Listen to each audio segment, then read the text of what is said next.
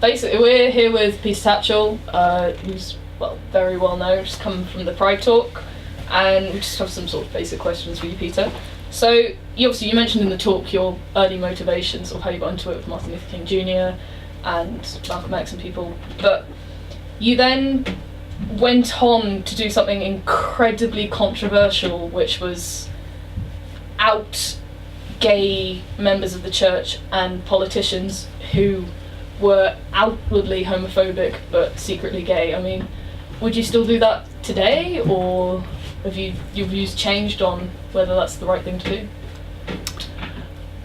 I named 10 Anglican bishops, together with my colleagues from the LGBTI group Outrage, not because they were in the closet, but because they were part of a church that was opposing gay equality and persecuting gay people within the church. So it wasn't about outing those who didn't want to be outed. It was about targeting those who we deemed to be colluding with homophobia. Now, that was the decision we took very reluctantly after many months of agonized debate. We didn't go into outing quickly, without careful thought. There were real ethical dilemmas, but we decided in the end that if we didn't name them, they would carry on with their homophobia. They'd continue to cause harm to other gay people, and therefore we saw it as a moral duty to try and stop them. We'd appealed to their conscience. That didn't work. We presented the rational arguments as to why homophobia was wrong. That didn't work. So outing was a very last resort. I don't have any regrets. I think it was the right thing to do. My only regret is that we did not out more people, more hypocrites and homophobes who were saying one thing in public and doing something different in private. That is not acceptable. To behave in that way, to be two-faced, to have double standards, to be a hypocrite, is not morally justifiable.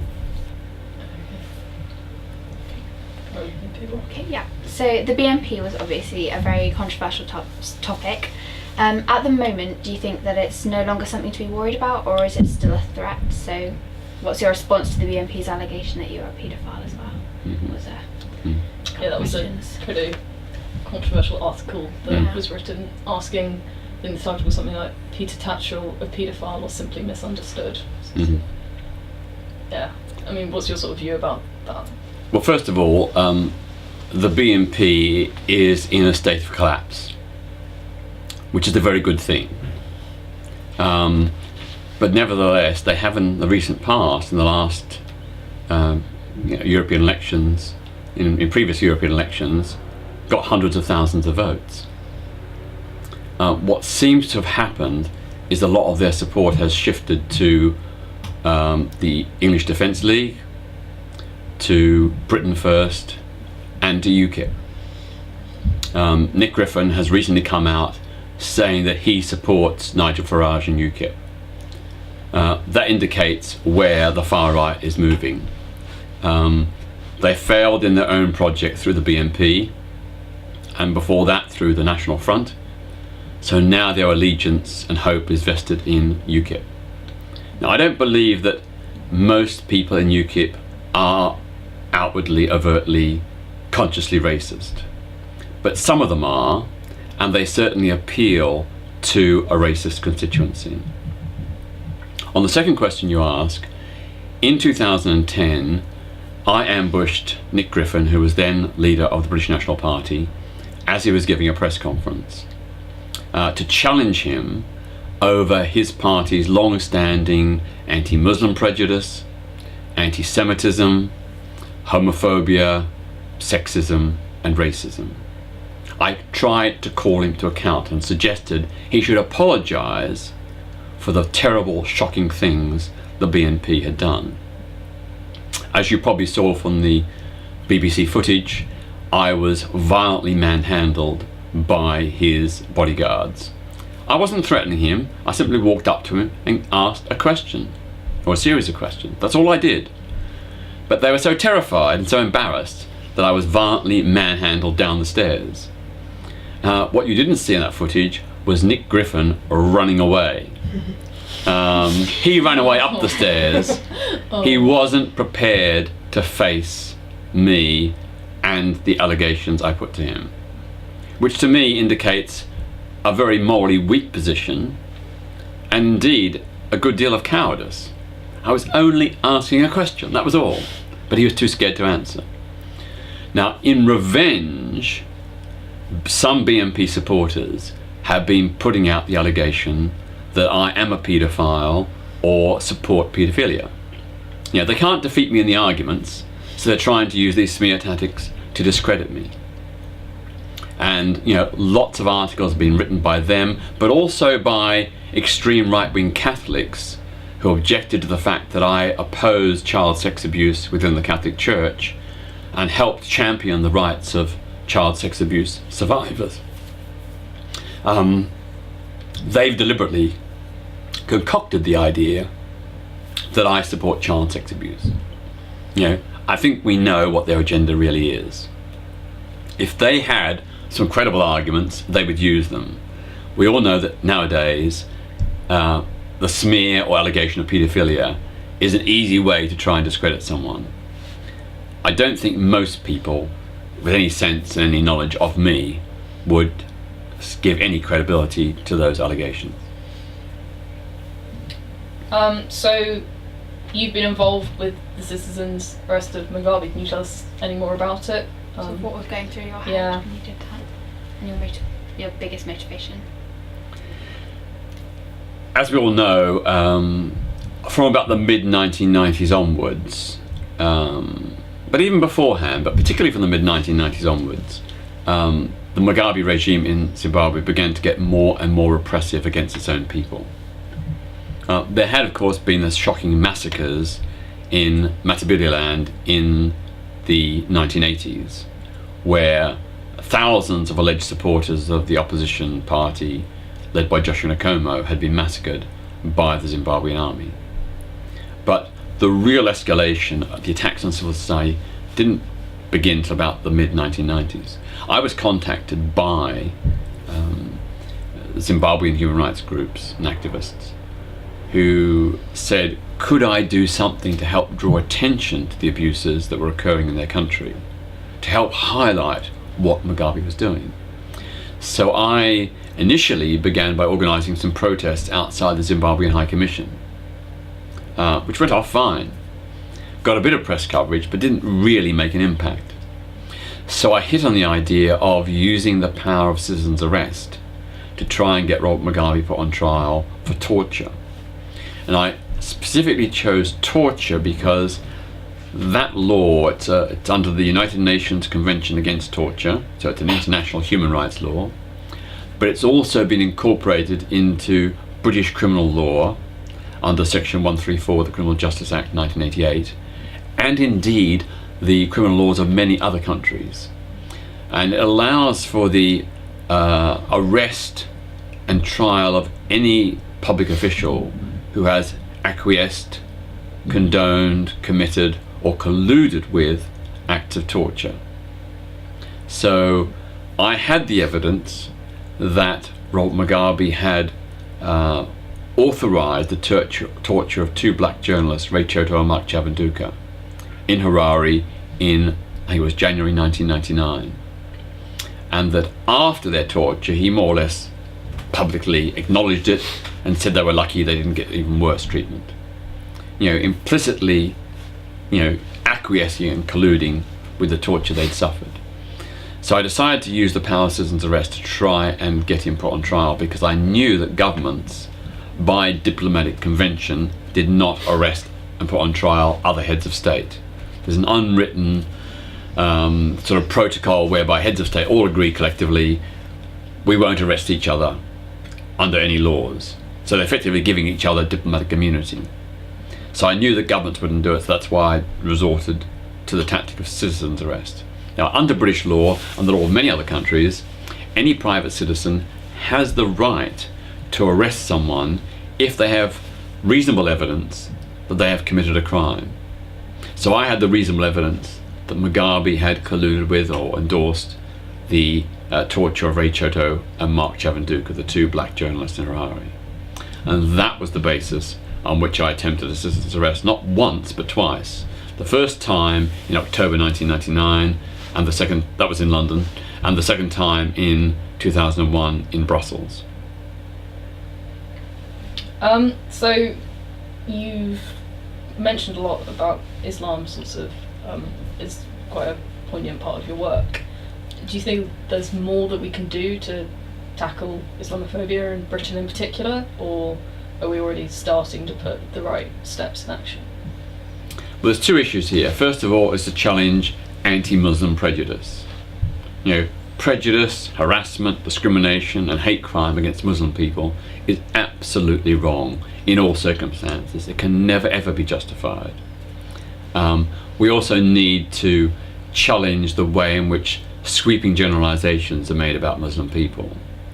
That, if there's a terrorist outrage, Muslim people are not to blame, it's the particular individuals who are to blame.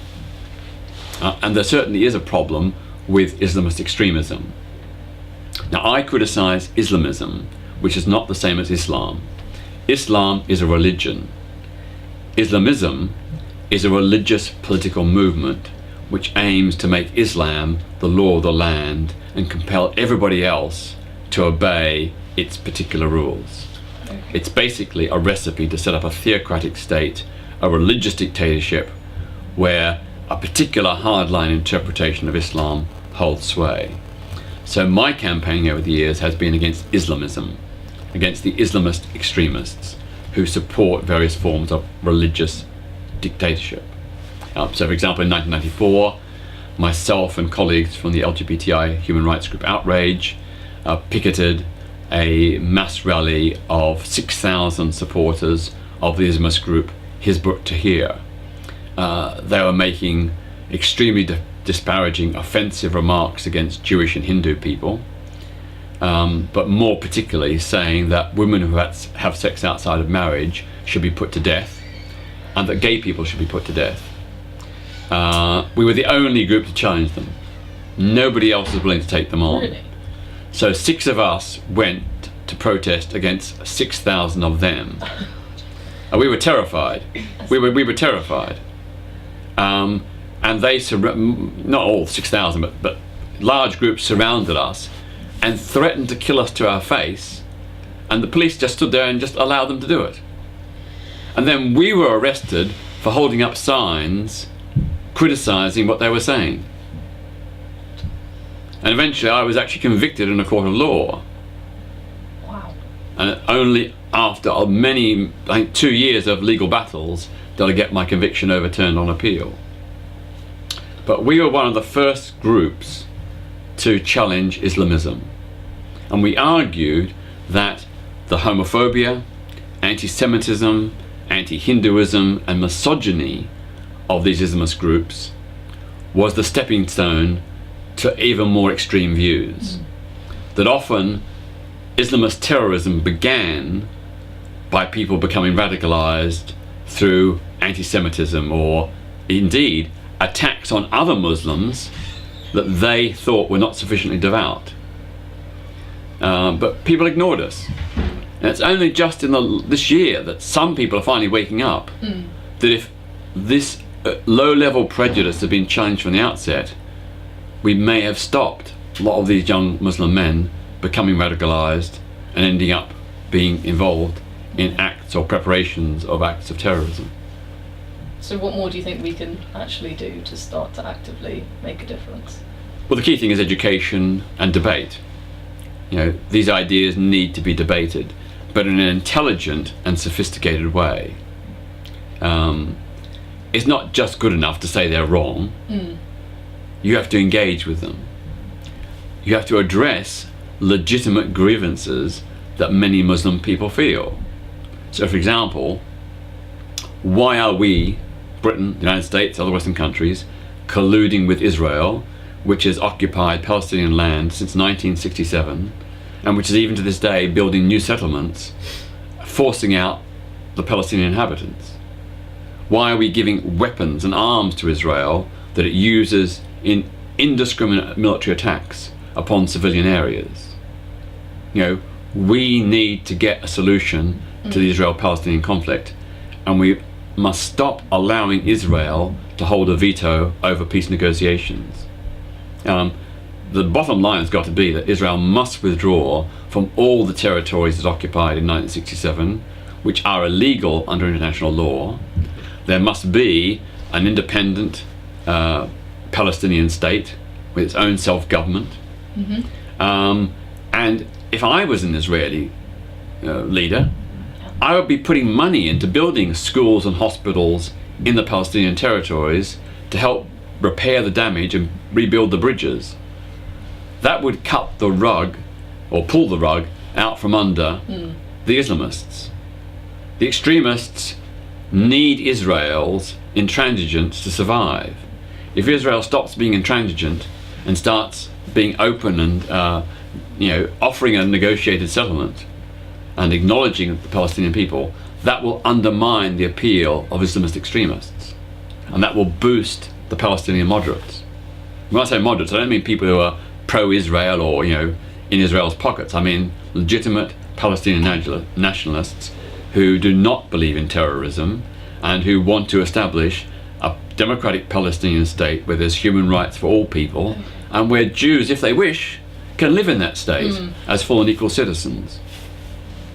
As for the growth of LGBT awareness and acceptance within the UK, do you think the future is looking optimistic, or are we still quite a long way from equality? We've made huge progress on LGBTI rights in Britain. No doubt about that. We are a very different country from what we were even just 10 or 20 years ago. You've got to remember that until 1999, or even a bit afterwards, Britain had by volume the largest number of anti-gay laws of any country in the world, some of them dating back decades and even centuries. The criminalisation of homosexuality in Britain only ended in 2003. Up until that time, all the anti-gay laws remained on the statute books. So in 1967, there was a partial, limited decriminalisation. But it was only partial. It was very limited. Most aspects of gay life remained a crime. So the law that sent Oscar Wilde to prison in 1895 was only repealed in 2003. The law against anal sex, which was passed in 1533 during the reign of King Henry VIII, was only repealed in 2003. So the progress is very recent, but we have made great progress. There's still things that we need to do, and same-sex marriage is not truly equal marriage. We now have two separate marriage laws: the 1949 Marriage Act for different sex couples, the 2013 Marriage Act for same-sex couples. That's not equality. Separate is not equal. Likewise, there are still issues around other equality laws. We've got some fantastic equality laws, but in many instances they have exemptions written into them for religious organisations. So faith organisations, if they can show it is necessary to maintain their ethos, can refuse to employ a lesbian, gay, bisexual or transgender person. They can refuse to provide services to an LGBT person. So that is discrimination, and I think it's very wrong. The law allows religious bodies to discriminate, and we're not just talking about religious places of worship like churches, mosques, temples, or synagogues. We're also talking about faith-run schools, hospitals, nursing homes, shelters for the homeless. They are allowed to discriminate. That can't be right.